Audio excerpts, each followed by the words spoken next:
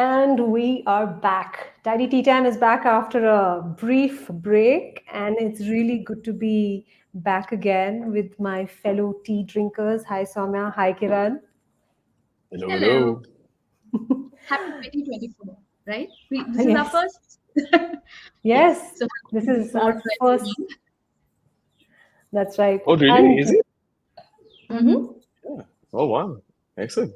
we took a nice long break, and we figured that sometimes there was this. I don't know if you've heard this story from the BBC, where once there was a radio, like the usual news bulletin on the radio, and the host or the anchor came on air and just said, today we have no news, so there's no program, and they just went off air and played music, and that's great, right? Because if there isn't anything newsworthy, why make shit up, right? So we had Mm. to take a break, and there wasn't something that really was screaming out for airtime on TTT. So we decided, okay, let's wait. And I think we've got a good one this time. What do you guys think? Yep. The broken rung. Does anyone want to quickly tell us what that is? Kiran, you. I was going to No, no, nominate no. Kiran as well. Excellent. I'm gonna ask you both to kind of do it, and I'll start, and y'all can kind of take over. First of all, it's good that Debbie, you and I got the mandate for Memo? the shirt color. Yeah, Correct. and Yeah. Soumya made sure she had a curtain which kind of matched. So that's good. But yeah, I think the broken rung is a fairly important topic.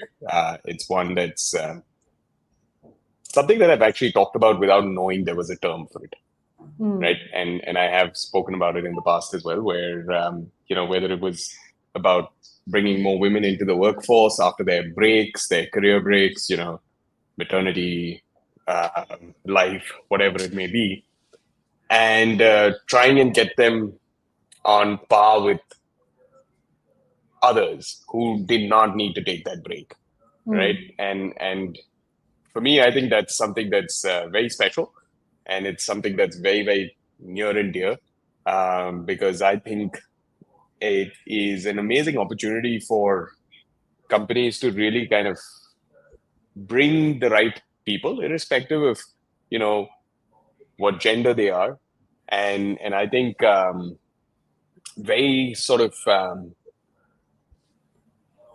looking at it from one angle, it's also an opportunity for companies, right? Because if you realize that there are a lot of very talented people who are otherwise getting passed over, Yeah. it's stupid for you as a company not to pay attention to that particular Mm-hmm. group of people as well, right? So I think both from a business perspective as well as a personal perspective, I think it makes a lot of sense. For me personally, it's a huge topic. Um, but yeah, I'll let you guys kind of kick it off. Soumya? Yeah, I think we're seeing a lot of hiring happen around with diversity as being like that center point, right? We are seeing more women being hired, Yeah. and we had the entire breaking of the glass ceiling. So we have women being represented at the top level much more now, right? But there's a gap in between. So what is happening in that between, because of which there's that gap in the representation of women in maybe your middle management. I think that is what your broken rung is about. Yeah. And no, I think it also stems. I think there was a report that came out from McKinsey, and there was, I think this was done by McKinsey and Lean In, where they basically said that there are, I mean, see, the fact is, there are a lot of women who are now finally making it into leadership positions, right? There is a marked improvement in the number of women who are making it to the C suite, right? But it's like, in spite of all those hard fought gains that we are seeing, the pipeline in pure sales speak, Kiran, and I know you will appreciate this, the pipeline for women to actually make Just it to because you use the word pipeline, yes, really amazing. yes, Yeah. yes, and Okay. there's more. I'll come to it. Okay. Yeah. But the number of women who are actually making it that far is not healthy enough or not strong enough to ensure that this representation continues. Because on the other hand, the flip side, there is also, I mean, today is not the day for us to discuss this, but as many women leaders as there are in the C-suite, there are many of them who are also choosing to opt out or drop out of leadership positions as well, right? So that is also a reality. So as many as you're gaining, you're also losing. So, is it really, are we going to be able to keep pace? And that's where this broken rung concept becomes so very important, right? Because it basically talks, it's a simple analogy. You have the corporate ladder, everyone's climbing, but for women, somehow the first few rungs, that first step towards becoming a manager, um, is broken because they are passed over for various reasons, and we're kind of going to try and explore why that happens and how we can stop that from happening. But do you, in your experience, right, have you noticed that ever happening? And I think that in itself will tell us a lot. Have you noticed young women who are maybe your contemporaries who have been passed over for a promotion or a raise? Yeah, I think I have. I haven't experienced it myself because I haven't been in that setup for long enough. Hmm. But just recently, I think a month ago, someone I know, a woman, she quit her job because she was being passed over for promotions, and she ended up seeing men who were junior to her being promoted to positions senior to her. So Yeah. that led her for her to quit that job, and she works in that kind of an industry where people assume it's still a very male job to be done, despite all the efforts that she's been doing. So her gender became her problem there, and Yeah. not what she was delivering for that organization. Yeah. Kiran, have you ever noticed it? You've been in the corporate space, not just as a Yes. founder, but as an employee, right? Have you seen Oh, I that? thought you were going to say for many, many years, but yeah. Uh, Also. also, no, I think I'm trying to think back as you've asked me that question now. Um, I've actually seen a lot of instances where women have actually been able to climb the corporate ladder and sometimes more effectively than men. Maybe it's my biased view. Maybe I've had a very small set of, people as my sample set. But uh, and when I worked in Norway, when I was in Scandinavia, I think over there you would see a ton of women who would actually climb the corporate ladder across multiple functions. It's not just your traditional HR. It's not your, traditional kind of roles, but in everything from finance to sales. The one thing I will say though is I have seen a lot of women on purpose Hmm. not want to grow. And when Okay. I say grow, I mean go up the hierarchy Why do you think that because is? because especially in Scandinavia and some of the other companies I worked with, I know a lot of instances where the women have done that on purpose because they have their family life to take care Mm-hmm. of, and they don't necessarily want to get burdened with more work from a managerial perspective, Mm-hmm. right? Maybe because they don't have support at home or whatever it may be. I don't know what the personal reasons are, but I Yeah. do know of instances where women have on purpose said we would rather stay in middle management and not care about climbing the ladder anymore, and we're okay with that. Yeah. Yeah. And that is quite a shame, isn't it? Because at the end of the day, and I'm going to say something, I don't know if it's controversial at all, but your typical 9 to 5 workplace, to be frank, has been designed for men by men. And we're still Hmm. doing the same thing we've been doing since the Industrial Revolution, right? So Yep. it hasn't changed. I mean, now we can say that the pandemic has forced a lot of changes, but we've seen it.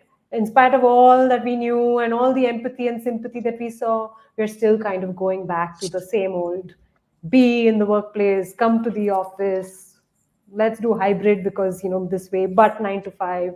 So it's still, we're still not progressing or don't Actually, have I the think courage. the actually I think the pandemic had uh, an extremely negative effect Not that it didn't change it, it actually had a negative effect. And in fact, yesterday my wife was telling me that she was at this UN conference, and Mm-hmm. through a study, they've basically now estimated that because of the pandemic, the gender equality Mm. conversation has gone back by about 100 years. Gosh, that's And it's going to take another 100 years to kind of get closer, because what happened through the pandemic was by default, women had to stay back, yeah. and the men were the ones who had to work from home initially. Then, when or back to office happened, then the men were the ones who had to go back to office, even though some of the schools had not fully opened up. So the women had to stay back. So actually, it brought back, or there was a rewind of Mm. the kind of progress that had happened. Mm-hmm. Mm-hmm. Yeah. No, that is, I mean, absolutely true, right? Which is what we're saying that, we offer all the progress we are making, we kind of for every two steps forward. In this case, we're taking three steps back to a large extent. But Yeah. let's come back to the fact that, these are things that need to be addressed right at the start. Right? A lot of companies will talk about promoting women into boards, for example, or into the C-suite directly, right? That's all well and good.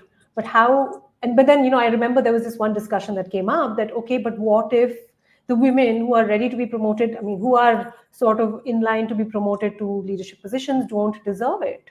Just for the sake of, and this is DEI, right? Just for the sake of DEI, why should we promote somebody we don't believe deserves to be there? And then it became this whole merit based conversation. But at the end of the day, if there is a broken rung right at the beginning where freshers, let's start there, where there are freshers, and out of 10 people, if, and the stats show that out of every 100 men, only 82 women actually get promoted.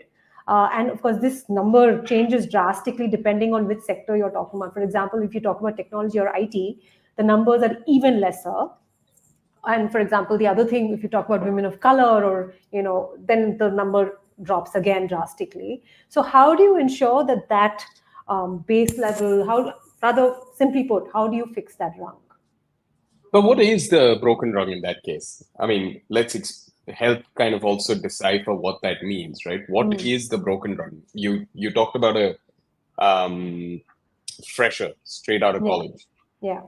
What is the broken rung for a woman who has joined straight from college versus a guy who's joined straight from college?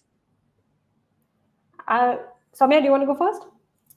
I do have thoughts on I'm this, but I'm going to speculate on this a bit, right? Uh, once folks join an organization, and this is just far and few examples that I've seen, is where after a certain level, where maybe when we are going to be promoted to managerial positions, women are also at that age where maybe they're also planning for their families, planning for their future, right? And somewhere within organizations and within all of us, there's that bias in terms of what happens next. If this person's going to get married, and if this person's planning for a family, how does that affect us in terms of hiring this person? Yep. hmm, Right, I hmm, Yep. feel this could be a huge problem in the way, even in when we are hiring, the entire bias that shows up amongst people. yeah. And not just that bias, I Mm. think there is also a lot of bias simply in the way, women come across in the workplace. So for example, we know this, there's enough studies and enough research to tell us that men are more confident in terms of asking for a raise or asking for that promotion versus a woman who will still hold back and expect that somebody will come and say, hey, you're doing a great job, why don't I give you a raise? She is very rarely going to go and ask for it herself, right? And then there's the idea or thought that a lot of men, get promoted because of the potential that they possibly have, versus a lot of women actually only get promoted on the basis of what they've already accomplished. And that in itself kind of skews the balance completely, right? Because here you're looking at someone's potential, and like you said, Soumya, in the woman's case, you're looking at the lack of, by assuming that in the future she will drop out because of XYZ reasons, right? So there is a lot of that bias, I think, that exists in every sphere of life, not just within the I think I workplace. get the second one, right? But the first one, where Hmm. you're saying maybe it's the woman who's not going and asking for it. Hmm. Now, is that, and I'm thinking out aloud, is that a corporate problem? Or is Hmm. that something that maybe those women need to get trained on or Yeah. mentored on or given that guidance, right? Rather than talking about the corporate world and the biases that hold women back, I guess the concept should also be about how you could actually have people giving the right mentorship, the right guidance, Hmm. the right advice at different stages. And who would those people be? Does it have to be women Hmm. who guide women, or does it have to be no boundaries, whatever it is? So I think Yeah. that's also something we should kind of think about because the second part I get, yes, there are biases, inherent biases, and that'll continue. But the first one I think is very interesting because if inherently women are not asking for it, that is not a corporate problem. It is not the company's problem. The company's problem is to train that woman to stand up and um, uh, be more assertive, learn how to do more, learn how to ask more. The fact that the woman is not asking for it, whose problem is that? So I think I disagree that it's not the company's problem because see, first step I feel is the fact that we're having this conversation, right? Just identifying that there is this one thing that is holding a certain group of people back. I think let's start with that. And once a company identifies that this is holding my people back, it's the same thing, right? We talk about employee experience. We talk about making work frictionless. We talk about making it optimized and efficient, right? So that everyone can thrive and grow together. Because if everyone's thriving and growing, the company grows along with its people. It's the same thing. If there's Yep. one group of people not saying anything and just staying in its corner, then the company needs to take cognizance of that fact and then do something about it. And what you said is exactly spot on. It's about mentorship. It's about acknowledging that this is something that is, it's the elephant in the room that needs to be addressed. And like, Sharon was saying, you set up these, it can be a powerful tool, right? Just talking about the fact that there are these biases. And it's about training managers, it's about training leadership, it's about training people right at the trainee level, right? That you can, you should ask, you should be able to grow. We are an organization that will give you that psychological safe space to be able to speak up. I think these are all things that need to be said overtly for it to then be internalized by people. Hmm. Okay. Yeah. I'm still unsure how, other than a mentorship program, how do you solve for it? And Hmm. also, for example, if we're talking about the second part, which is a bias, that's obviously training everyone in the Hmm. organization. Hmm. But the first part is very specifically about that group and Yeah. not necessarily about all the externals around that group. The externals around the group bring the bias, which is part two, but part one is that group itself, right? Hmm. So, are we then saying to address the broken rung, we need to start with the group who face this problem to start with, right? And is there something that can be done over there? And I'm just thinking out loud. It's not something I've thought about Yeah, at yeah, yeah. all till now. But I wonder if that's what most companies are missing. I'm going to borrow one of your favorite phrases for this one, Kiran. This is like Hmm. peeling the onion. So there are so many layers to this, right? I think Yeah. one of them, like we can ask so many questions like, okay, what can managers do? What can leadership do? What can women do for themselves? What can senior women leaders do? What can, fresh young women professionals do? What can other men do? What can young men do? What can senior leaders, who happen to be male do? Right? There are so many questions at every level, and I think each one, which is why, what I spoke about on my LinkedIn post, talking No, about, but wait, let me yeah, stop you right there.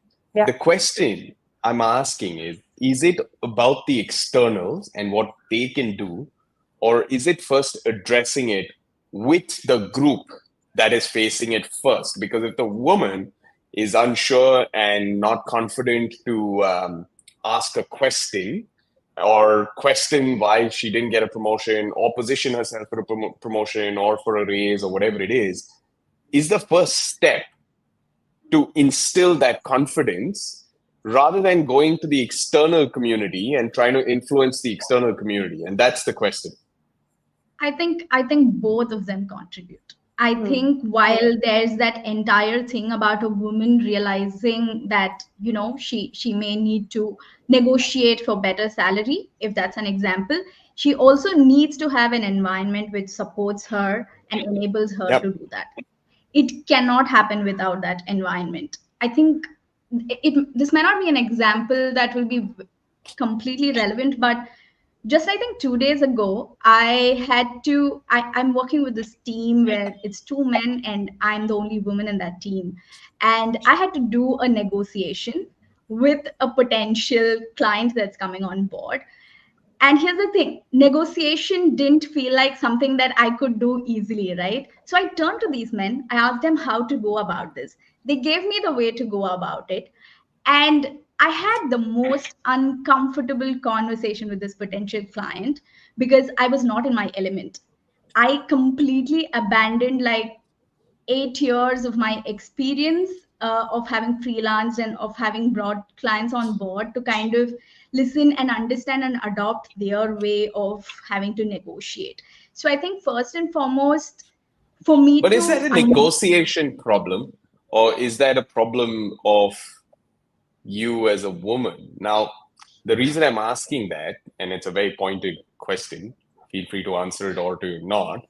The reason is because even I know enough examples where both genders have an issue with negotiation, right? So Mhm. is it the fact that you were a woman and you couldn't negotiate, or is it the negotiation itself that was the problem? And if it were the woman, then It is why? it's the no it's I don't think it was an issue of a man and a woman, but it was how we've seen negotiations being done, how we've understood negotiations being done from how men and male-led organizations have been doing it for the longest time. It's Hmm. not an So give issue us of an a man example. Give us woman doing it. give us an example of what that means. Because if I in Tydy want to make sure that every woman who comes in is empowered to feel like they have a say and everyone supports that say, let's think it's about negotiation. In this case, what is it that needs to be done? Is it negotiation tactics or what is it? And that's what I'm trying to understand. As Soumya, who's a woman, what held you back in that conversation? What held me back was the fact that I thought the way they were doing it is probably the way I should go about it because that's how it's always been done, Hmm. right? I didn't account for the fact that I may also have certain experience, I may also have certain skill sets to reach the same goal. Our goals could have been the same. We could have agreed on the goals between them and between me. We could have agreed on the goal. The way we reach that goal could have been a different style, right? Yeah. Are we But that'll making be room between two negotiators as well, right? No, so I mean, I would like us to cover a lot more ground today, but to this point specifically, if I may, I think it's also we did talk about the fact that there are certain masculine traits that are celebrated within the workplace versus certain feminine traits which are not as celebrated. Aggression is appreciated amongst men, but not appreciated when it's coming from a woman, and these are also things that kind of put women at a disadvantage to a large extent within the workplace. It's these microaggressions from other people, from their colleagues, like, oh God, she's damn pushy. Oh God, look at the way she's talking, because she's trying to emulate the way other men would do things. Or if she did it her way, she's too soft. I don't think she's got the balls to handle it. So there's a lot of these microaggressions that happen in the workplace, and these are stemming from our unconscious biases, right? That we all hold within us, and that's what needs to be addressed at every level. Which is why when you said, is it a Right. woman-only problem or is it a leadership problem? Everyone needs to be aware that this is happening. You cannot Yeah. say things and get away with it anymore if you really want to be seen as a place where everyone can grow and thrive, right? I Yeah. think that's the thing. And the second part I'd like to point out is maybe it's also about not having enough women role models who, maybe Soumya, if she'd seen women negotiators doing the same thing, she might have been able to identify with that more. I'm just making an assumption here. I could be completely, I'm not saying, there are some tactics that are not gender specific at all, obviously. But, Yeah. that's something that, one of But I our think points addressing out. this broken rung thing is so important because just this simple example, and I know Debbie, you want to cover a whole lot of other things, but just a simple example, right? And like Benita is talking about over here, exposure plays a huge role. Yeah. So does it mean, and I'm being very obtuse about this on Hmm. purpose because I want to get to, how that broken rung gets mended. Um, does it mean that you put more women into negotiation scenarios? Hmm. Does that help?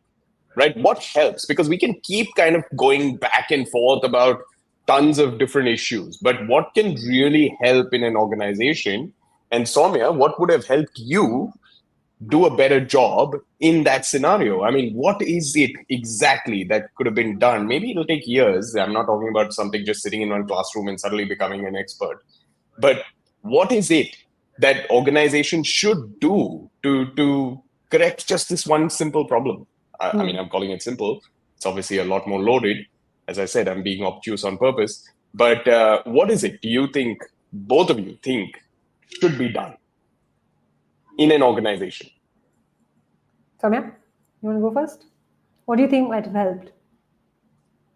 I think for me, what would have helped, and I think I kind of did mention this before, and Kiran, this is to your point, right?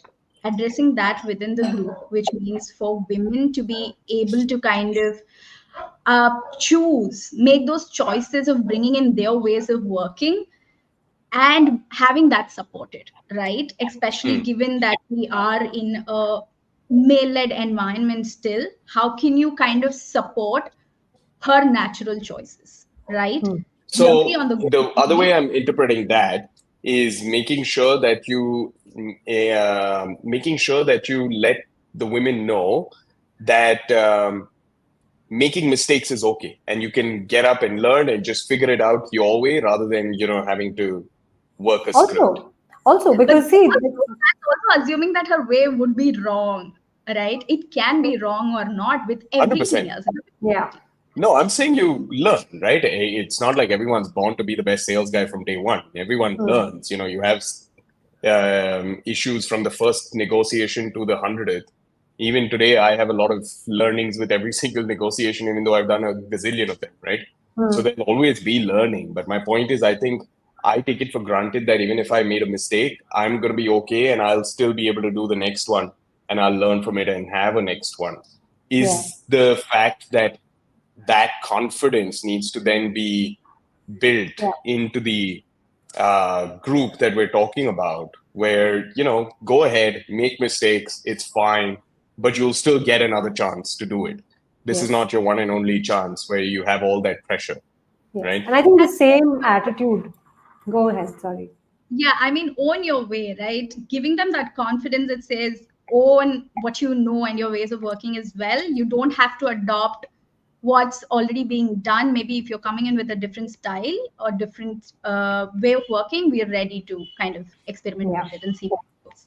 And this is something that I think, at the end of this whole thing, I would like to tell all young people or young women specifically, since this addresses, this is a very clear problem that they face, is that it's okay, right? We're all scared. We all have fear. And I think that holds Yeah, women back a lot more.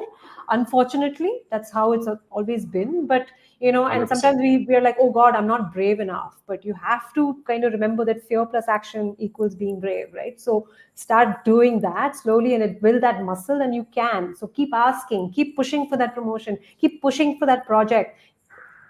Stop putting obstacles in your own path. For example, right, say you could say that, okay, I don't have it in me, I don't have the skills, oh, so and so is better equipped. We keep saying this is an internal dialogue. I'm sure even men have, women have it too, but I feel like women act on that a lot more by not doing something about it. I think that's something we need to leave out there for everyone to kind of absorb. The one thing I do want to talk about though very quickly before we run out of time is there seems to be this fear within the workplace about how these conversations are going to put a lot of men out of work. are going to push men out of leadership positions because you're making place for women instead. There's so much attention and focus. It's got like there's going to be that bias the other way around. Do you guys, what are your thoughts on this? Quickly. Any man who's scared of that should not be in the position he is in. Okay. It's But strange. he is, Yeah. unfortunately, the point is that there are many men, like we said, work has been designed by men.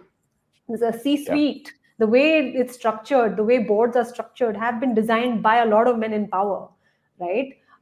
So how do you go about, making people understand?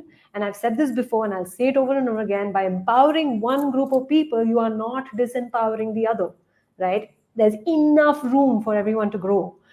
How do I we mean, this is make the same that? as AI is going to take over jobs, right? It's as silly as that sort of comment. Yeah. But I think this is even sillier, because if a man is naturally scared of the position he holds today and he thinks he's not going to hold it anymore because a woman came in, then he should let go of that position and let the woman come in, because he's obviously not the right one for that role. So I think this is a much easier conversation than the AI versus jobs. Easy if everyone agrees, because over here I feel like we are already we kind of believe in this issue a lot, right? We talk about it so much. So I would really I would like to hear where this insecurity comes from. Like, I really don't know, it boggles my mind. Soumya? I Yeah. No, I like that, the sound of that insecurity, because I think that's makes me feel like, oh, they're afraid of losing their positions to women, Yeah. and that should be more motivation to women to kind of get there.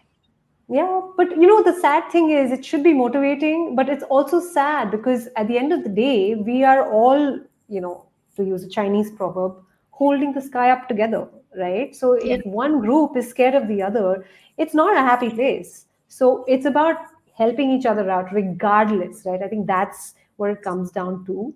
And with that, I think we have run out of time. So any parting comments on the broken Um, rung? How can I we mean, if fix there's it? anyone who's looking to climb the ladder, Tydy is very, very open to it. There's no broken rung at Tydy for sure. So make sure you speak to us. But otherwise, yeah, I think this is something that's near and dear to my heart, and I've said this over multiple conversations and in multiple forums. So for me, I think if if um, if I have a say in the organization that I'm working in, I would always make sure that there is no broken rung for women.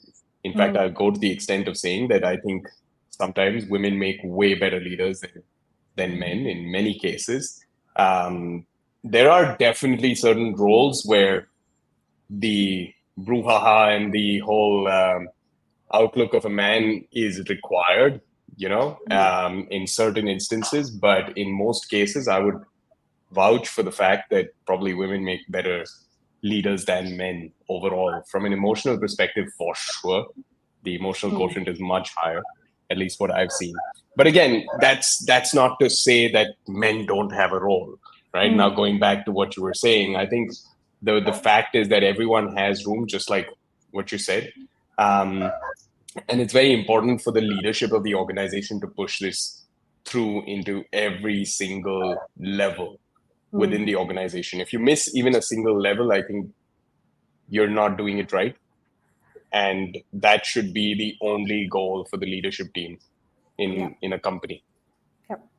Soumya, any message No, I for us? think, borrowing from your word, right? Let's look at filling positions within an organization as like a pipeline, like exactly the way sales folks would look at it. When you Yeah. look at it as pipeline, getting the best talent to move up the ladder without looking at gender, race, and everything, I think that becomes the most important part. It's a pipeline. You want to get the best folks out there to lead your organization, that it does not matter which gender they come from. I think you just need to be looking at it from that perspective. Absolutely. As again, using one of Kiran's favorites, businesses run on money and numbers. So let's measure it. Measure it. What are you doing at every level?